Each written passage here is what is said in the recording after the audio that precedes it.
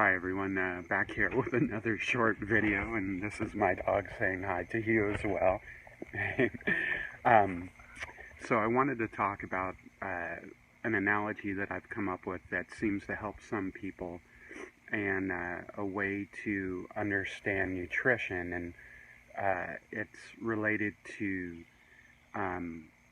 jumping out of a building, and the reason hopefully will become clear.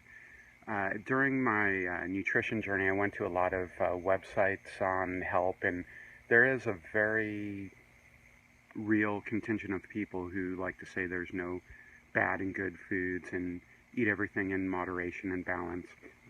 And the best way to understand why that isn't true is, say, jumping out of a building in different stories. Let's say we jump out of a 3-story window. You don't have to assign bad or good to doing that. You know, maybe fun to experience the wind and going down and so forth. But the average human being is simply not designed to be able to handle that decision without serious consequences. And for that, the consequences are immediate.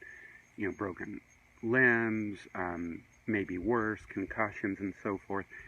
So when you jump out of, most people don't jump out of a 3-story building because whether or not they think about that they're not designed for it, they, implicitly know they're not designed for it, and the consequences are immediate.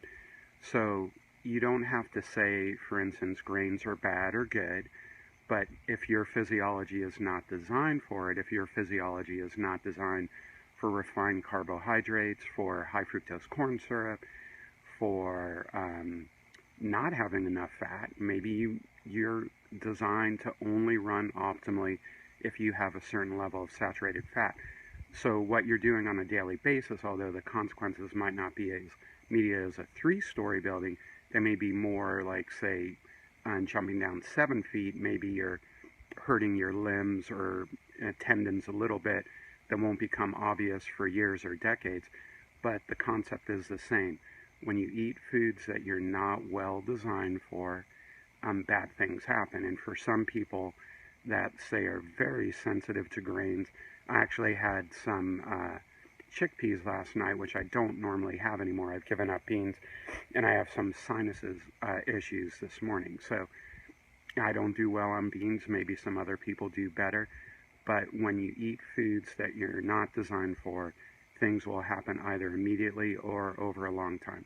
So it's not really good or bad. It's, are you designed well for them? What are their impacts on you? I know that seems simple, but some people, hopefully that's helpful. All right, be strong, be well.